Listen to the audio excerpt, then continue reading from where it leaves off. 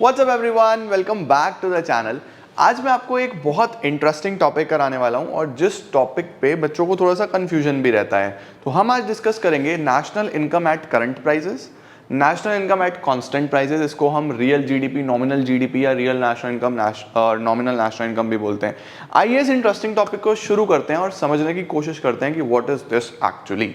चलिए let's begin.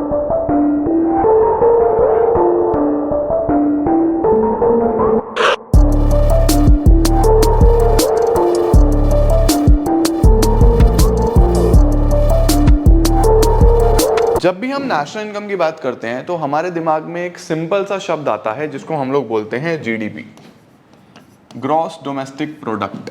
ठीक है, अब gross domestic product is all about कि कितना प्रोडक्शन हो रहा है इकोनॉमी में। अब सर जो प्रोडक्शन होता है वो प्रोडक्शन तो अलग अलग चीज़ों का अलग अलग यूनिट्स में होता है, कुछ केजीज में होता है, कुछ लीटर्स में होता है, कुछ अलग अलग चीज़ों का अलग अलग मेजरिंग यूनिट्स हैं जिसके बेसिस पे प्रोडक्शन होता है।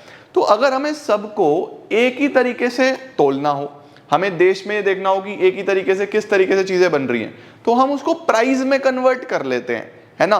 तो अब अगर हम प्राइस में देख लें तो हम लोग ये बोलते हैं कि एक टोटल वैल्यू ऑफ प्रोडक्शन निकल आएगा कि इस साल इतने रुपए का प्रोडक्शन हुआ था, 10 साल बाद इतने का प्रोडक्शन हो रहा है, तो देश में ग्रोथ है, देश में ग्रोथ है, देश में ग्रोथ है। जबकि ऐसा नहीं होता। कई बार इन्फ्लेशन की वजह से जीडीपी बढ़ता हुआ दिख रहा होता है, जो कि एक करेक्ट इंडेक्स नहीं है। थोड़ा सा समझने की कोशिश करते हैं कि सर आप बोलना क्या चाहते हो, क्या बोल रहे हो। देखो, सपोज हम बात करते हैं सबसे पहले 2012 की और उसको कंपेयर करेंगे फिर हम 2022 से। 2012 से शुरू करते हैं and will compare it with 2022। अब इस 2012 में हम मानते हैं कि हमने तीन चीज़ें बनाई है। सपोज हमने वीट का प्रोडक्शन करा, हमने क्लोथ का प्रोडक्शन करा और हमने मिल्क का प्रोडक्शन करा। अब देखो, वीट ऑब्वियसली केजीज में मेजर हो रहा होगा, क्लोथ मीटर्स में मेजर हो रहा होगा और मिल्क लीटर्स में मेजर हो रहा होगा। तो सपोज हमने प्रोड्यूस करा है, लेट सपोज कितना केजी करें, 1000 किलो। कपड़ा हमने बनाया है सपोज 500 मीटर और मिल्क हमने बनाया है 300 लीटर। एज्यूम करो 2012 में, ठीक है। और 2012 में जो वीट का प्राइस है, ये इनकी क्वांटिटी है, जो प्राइस है वो है हमारे पास 15 रुपीज़ पर केजी सपोज, या 12 रुपये ले लो, 12 रुपीज़ पर केजी। कपड़ा है सपोज 100 रुपये पर मीटर और मिल्क है 30 रुपीज़ पर लीटर। वैसे ही एज्यूम कर रहा हूँ मैं प्राइजेस, मुझे एक्चुअल में नहीं पता कितने प्राइजेस थे। तो अब अगर आपको देखना होगी कितना टोटल वैल्यू का प्रोडक्शन हुआ है, तो हमने बोला कि इसको मल्टीप्लाई कर दो प्राइस इनटू क्वांटिटी। तो यहाँ पे तो आ गया 12,000, यहाँ पे आ गया 100 रुपये के हिसाब से 50,000 और यहाँ पे आ गया 9,000। तो जो टोटल वैल्यू आया वो आया 59 प्लस 12 71,000। ये आपके पास सीधा सीधा वैल्यू आ गया कि इकोनॉमी में इतने रुपए का प्रोडक्शन हो रहा है। ठीक है, सिमिलरली हम 2022 में चले गए। 2022 में हमने फिर देखा कि वीट क्या बना है, क्लोथ क्या बना है और मिल्क क्या बना है। तो ये तो है हमारे पास क्वांटिटी 1000, 500, 300 और जो प्राइस है 2022 में, ऑब्वियस सी बात है कि महंगा होगा, इन्फ्लेशन है, महंगाई तो होगी ही होगी। प्राइस है सपोज 20 रुपीज़, क्लोथ है 150 रुपीज़ और मिल्क है 40 रुपीज़। तो 12,000 रुपये का तो मिल्क हो गया, 500 इंटू 150 75,000 रुपीज़ का कपड़ा हो गया और 20,000 रुपये का वीट हो गया। तो 1,07,000 रुपये का आउटपुट जनरेट हुआ है। तो कई बार हम लोग इसके बेसिस पे कंपैरिजन कर लेते हैं कि 2012 में जो आउटपुट जनरेट हो रहा था वो 71,000 रुपीज़ का हो रहा था, वहीं पे 2022 में आउटपुट जनरेट हो रहा है 1,07,000 रुपये का। तो कई लोग इसके बेसिस पे बोलते हैं कि इकोनॉमी ग्रोथ हो गया, ग्रोथ है, वैल्यू बढ़ रहा है, देख रहे हो वैल्यू बढ़ रहा है। बट यहाँ पे ये फॉल्स है, ये गलत है। सर वैल्यू से थोड़ी ना फर्क पड़ता है, वैल्यू तो प्राइस की वजह से है, फर्क पड़ता है क्वांटिटी से। आपके देश में 2012 में वीट कितना ग्रो हो रहा था सर, 1000 किलो। आज भी कितना हो रहा है, 1000 किलो। तो सर कोई भी ग्रोथ नहीं है वीट में। तो सर कपड़े की बात करूं, पहले कितना ग्रोथ हो रहा था 500 मीटर, आज भी कितना हो रहा है 500 मीटर। सर यहाँ भी कोई ग्रोथ नहीं है। मिल्क की बात करूं, पहले 300 लीटर, अब भी 300 लीटर। सर कोई भी ग्रोथ नहीं है। फिर ये ग्रोथ क्यों दिखा रहा है? ये ग्रोथ सिर्फ और सिर्फ प्राइसेस की वजह से दिखा रहा है। ये ग्रोथ सिर्फ और सिर्फ इन्फ्लेशन की वजह से दिखा रहा है, जो कि एक सही क्राइटेरिया नहीं है। समझ रहे हो? तो इस क्राइटेरिया को सही करने के लिए हम लोग क्या करते हैं, यहां पे हमने क्या करा था, प्राइस जो लिया था वो 2012 का लिया था और क्वांटिटी भी हमने कौन सी ली थी, 2012 की ही ली थी।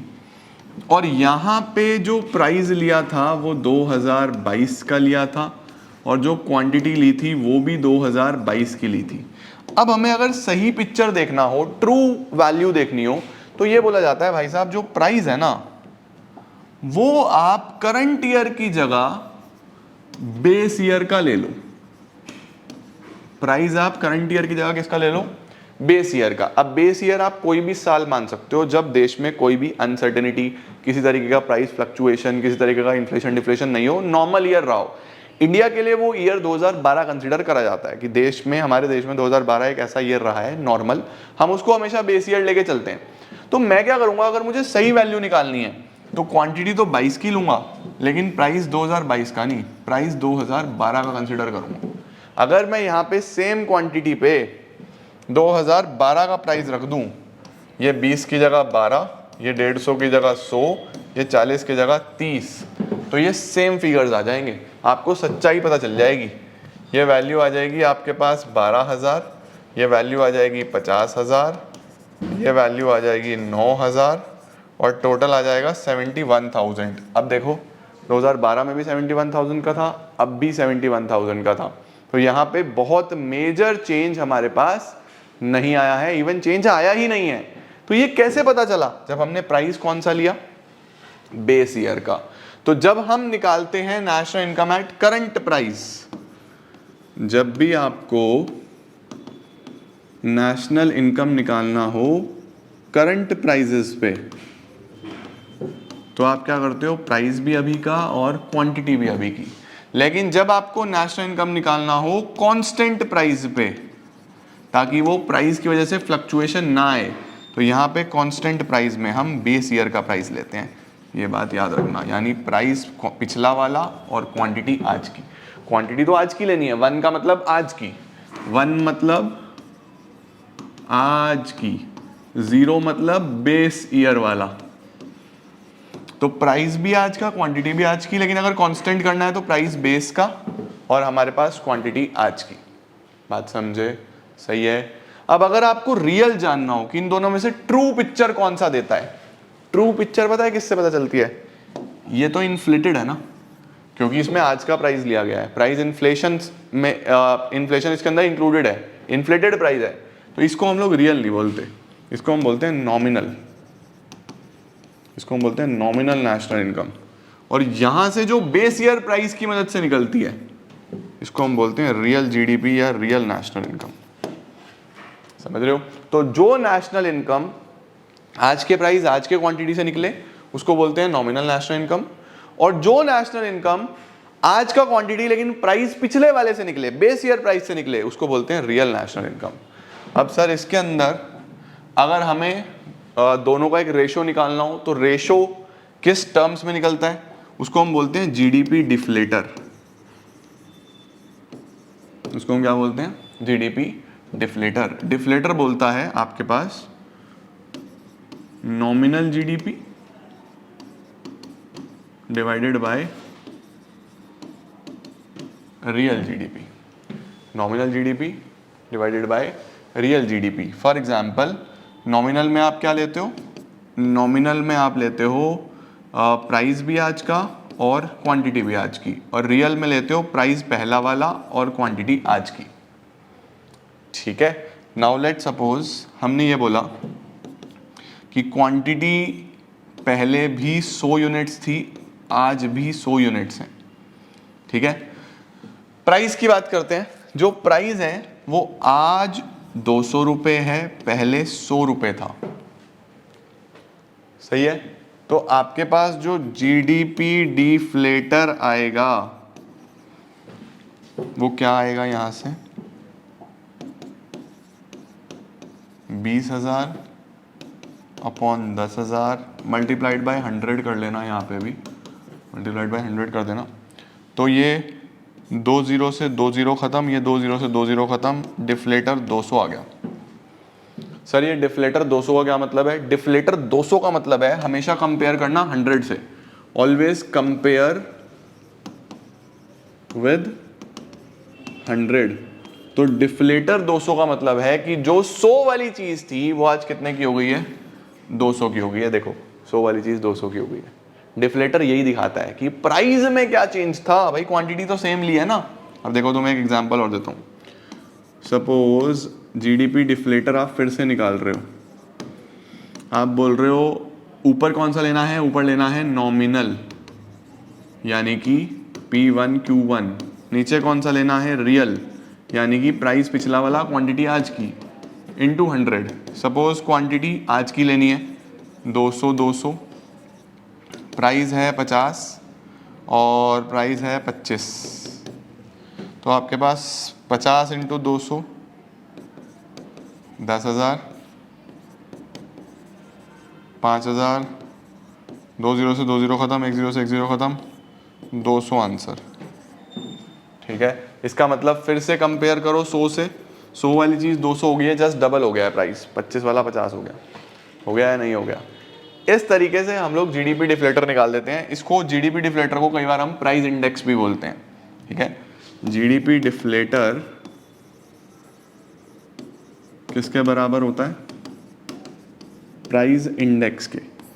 ये बेसिकली क्या दिखाता है? ये दिखाता है कि 100 वाला आज कितना है, 100 वाला आज कितना है। अब सपोज मैं आपको बोलूं कि जो प्राइस इंडेक्स है वो 500 दिया हुआ है, प्राइस इंडेक्स 500 दिया हुआ है, और रियल जो रियल जीडीपी दिया हुआ है वो दिया हुआ है 10,000। तो नॉमिनल बताओ। अब याद रखो नॉमिनल कौन सा है? आज का प्राइस, आज की क्वांटिटी, यानी आज उसका क्या रेट है। रियल कौन सा है? पिछला प्राइस और आज की क्वांटिटी। प्राइस इंडेक्स 500 है। प्राइस इंडेक्स को हमेशा किससे कंपेयर करना है? कंपेयर, ये एग्जाम में नहीं होगा, मैं तुम्हें समझा रहा हूं, कंपेयर विद 100। 100 से कंपेयर करो, 100 वाली चीज 500 हो गई, इसका मतलब 5 गुना प्राइस बढ़े है ना, 5 गुना। तो अगर पहले बेस में 10,000 था तो इसका 5 गुना यानी आज 50,000 की होगी ये चीज। देखो जरा वैल्यू पुट करो। Sir price index is nominal upon real into 100। Sir exam में कोई टेक्निक है, कैसे याद रहेगा? पहले कौन सा? अल्फाबेटिकली याद कर लो। पहले एन आता है फिर आर आता है ना, MNOPQR। तो पहले एन, तो नॉमिनल पहले, आर बाद में, सीधा सीधा। प्राइस इंडेक्स आपका 500 है, नॉमिनल आपको ढूंढना है, रियल आपका 10,000 है, इंटू 100 सॉल्व कर। ये 2 0 से 2 0 ख़त्म, 500 इंटू 100 इज नॉमिनल। तो नॉमिनल आ गया 50,000। आ गया या नहीं आ गया? ठीक है, अब देखो फिर से प्राइस इंडेक्स मैं आपको बोलता हूँ 250 है, प्राइस इंडेक्स 250 है। ठीक है, अब इस बार नॉमिनल दिया हुआ है, नॉमिनल दिया हुआ है सपोज 25,000। तो आपको बताना है कि रियल कितना होगा। वीडियो को पॉज करो और कमेंट सेक्शन में बोलो फटाफट से कितना होगा। कंपेयर करो इसको 100 से, 100 से कंपेयर करूं तो 100 वाला 250 हो गया, यानी 2.5 टाइम्स इंक्रीमेंट इन्फ्लेशन की वजह से। नॉमिनल का मतलब क्या है? ये आज वाले की बात कर रहा है, आपको बेस पे निकालना है, रियल पे निकालना है, बेस पे। तो क्या लिखा जाएगा? Price index full forms use करना, nominal upon real into 100। Price index हमें पता है 250, नॉमिनल है 25,000 अपॉन रियल इंटू 100। रियल इधर ले आओ, रियल इज 25,000 अपॉन 250 इंटू 100। ठीक है, तो 250 से 250 100 आ गया यहाँ पे, रियल आपके पास 10,000 आ गया। समझे? दिस इज हाउ आप रियल से नॉमिनल पे जा सकते हो, नॉमिनल से रियल पे जा सकते हो, इस तरीके से चीजें यूज होती हैं। आओ जी, चल जा भाई, क्या बात हो गई? आज ये कह रहा है कि थोड़ा कम पढ़ाओ, कितना पढ़ाओगे? आओ जी, सबसे पहले ये देखो, national income at current prices और national income at constant prices. National income at current price का मतलब क्या है? देखो नाम में ही है करंट प्राइस, नाम में ही है कांस्टेंट प्राइस, तो यहाँ P0, यहाँ P1। It refers to money value of all the final goods and services produced by normal residents of a country in a year, same, बस measured at prices of current year, आज के price पे, measured at base year price, base year के price पे। ठीक है, ये एक अच्छा टूल नहीं है। क्यों नहीं है? क्योंकि इसमें इन्फ्लेशन इंक्लूडेड होता है। ये एक अच्छा टूल है, it is a better tool. ये बेटर टूल नहीं है, ये बेटर टूल है। इसके बाद it is affected by change in both price and quantity, दोनों से चेंज होता है, लेकिन इसमें सिर्फ और सिर्फ क्वांटिटी से होता है, क्योंकि प्राइस तो आपने सेम लिया है, पहले वाला जो प्राइस पहले था वही प्राइस आ जाए, सिर्फ क्वांटिटी की वजह से डिफरेंस आएगा। यहाँ पे फॉर्मूला P1Q1, यहाँ पे P0Q1 प्राइस पिछला वाला लेना है। इसको नॉमिनल बोलते हैं, इसको रियल बोलते हैं, क्योंकि ट्रू पिक्चर इसी से पता चलेगी। यहाँ पे जो चेंज होगा क्वांटिटी की वजह से होगा। उसके बाद it is not a suitable tool, ये एक अच्छा टूल नहीं है, क्योंकि प्राइसेस बढ़ने की वजह से इसमें गलत चीज दिखा सकता है, गलत वैल्यू दिखा सकता है। ये एक अच्छा टूल है और यही यूज किया जाता है। सर नॉमिनल जीडीपी या फिर जीडीपी एट करंट प्राइस और रियल जीडीपी या जीडीपी एट कांस्टेंट प्राइस।